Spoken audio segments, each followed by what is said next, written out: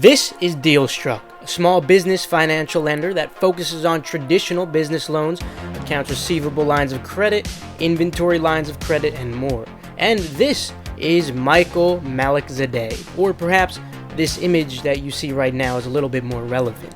At this moment, the FBI has launched a criminal investigation trying to conclude what has happened to the large sum of customers' money that has gone missing recently. In fact, it was actually Zadeh Kicks founder, Michael Malik Zadeh himself, who called the Eugene Police Department asking for police protection. Evidently, he felt his life was in danger, and this should not really be surprising considering many of the people involved are at risk of losing not just hundreds, but hundreds of thousands, some of which millions of dollars. A number of furious customers showed up at Zadeh Kicks' warehouse in an industrial section of West Eugene demanding their money back. The Eugene Police Department police log indicates that Malik Zadeh called for help 4 different times. On one of the calls, an officer asked for backup after reports of shots fired. Now, what does Dealstruck, a small business financial lender, have anything to do with this situation? Well, let me catch you up to speed if you have not heard of Zadeh Kicks before. Zadeh Kicks has become most well known for their below market value pre-orders, which obviously intrigued both collectors and resellers alike.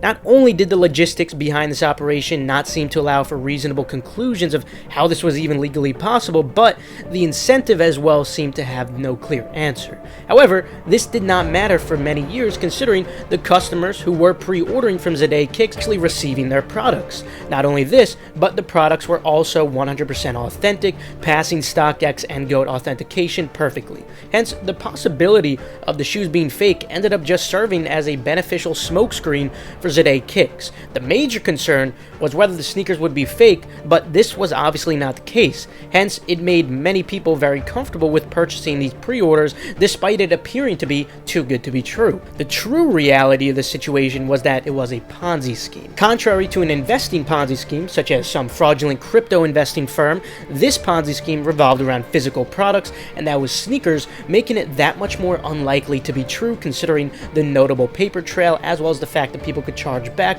without receiving tracking numbers. Dealstruck mentions Zadeh Kicks numerous times on their webpage, indicating that Zadeh was certainly one of their most notable customers. As I quote from their website, "Even incremental improvements can make refinancing beneficial. When Michael Zadeh, owner of Zadeh Kicks, an Oregon-based designer footwear business, was just starting out, many lenders turned him away because he didn't have a long credit history. He ended up having to get a costly merchant cash advance with an APR of 60% to help him purchase inventory and grow the business. 1 year later, after building up a history of timely payments with the MCA, Zadeh was able to refinance the MCA to a 22% APR term loan from online business lender Dealstruck." Furthermore, they also state, Zadeh started selling athletic shoes on eBay, a few pairs at a time 6 years ago. As the business grew, he put in $30,000 of his own money and took out a merchant's cash advance, which led to another cash advance and then another one, until he'd taken 10 or 12 of them from multiple lenders, with payback terms between 3 months and 9 months. They make it very convoluted to find out what you're paying, Zadeh says. The worst one I did, I'm pretty sure, was $75,000 at $110,000 payback. As long as I'm flipping my product frequently, I'm still able to make some money, but I have to work my butt off to pay all that interest. So, evidently, Zadeh was extremely dependent on all these loans in order to maintain his business, whether it was deriving from Dealstruck or these other 10 to 12 lenders that he mentioned. More money coming in is necessary for a Ponzi scheme to survive. As soon as it stops coming in, problems begin to arise. Given that Zadeh's orders were exponentially growing during the last few years, especially with the quarantine period, even all the money from pre-orders would not be sufficient to fulfill orders from prior customers, making him dependent still on lenders. Hence, Zadeh would also offer buybacks and credits, those of which would be nearly impossible to get refunds for, chargebacks not really being possible through this credit. This, of course, was a huge red flag.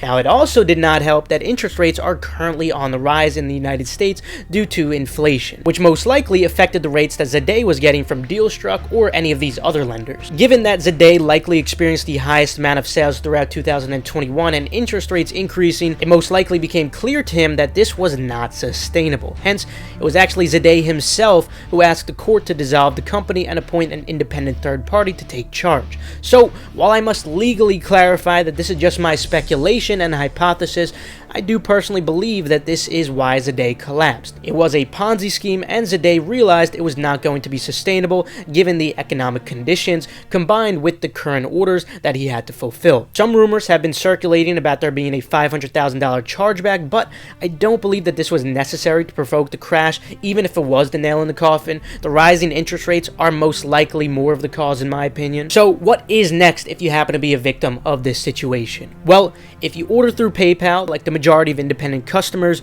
you will most likely be guaranteed a refund as long as you ordered within the last 180 days, then you're completely okay. Now, even if your order was after 180 days, but it was still through PayPal, it does seem like PayPal is going to be making some exceptions given how notable this precise seller situation was. If you purchase with credit card, that depends on the chargeback window of your personal provider. I'm seeing that more and more people are actually beginning to see success in achieving chargebacks through credit as well. However, if you did purchase via wire, for example, massive orders for hundreds of thousands or even millions of dollars worth of orders, this is where things certainly do get quite tricky, considering Zadeh's liabilities do exceed their assets. My biggest advice for those of you would be to contact a lawyer immediately. While not everyone in this position will get their money back, some will inevitably, although this process will take a very long time regardless. The same situation goes for those who are dealing with store credit. I'm not entirely sure how that will play out, but I do plan to stay up to date with this situation and let you guys know if I do come across anything of value. As for what will happen to Zadeh,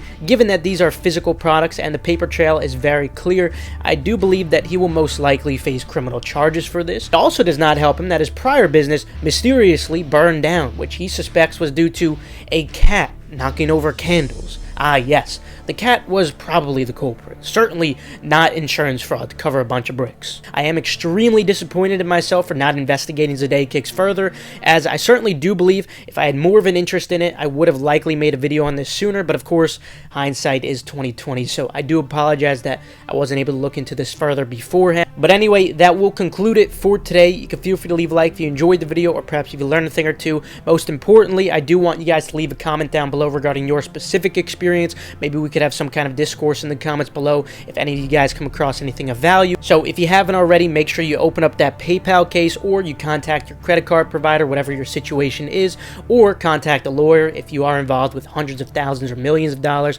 Whatever it is, feel free to leave your comments and your experience down below, and we'll try to turn this into some kind of a discussion. Obviously, this is a very unfortunate situation, and I'll try my best to keep you guys updated if anything more of value does come about. But other than that, I'll see you guys later. Stay safe.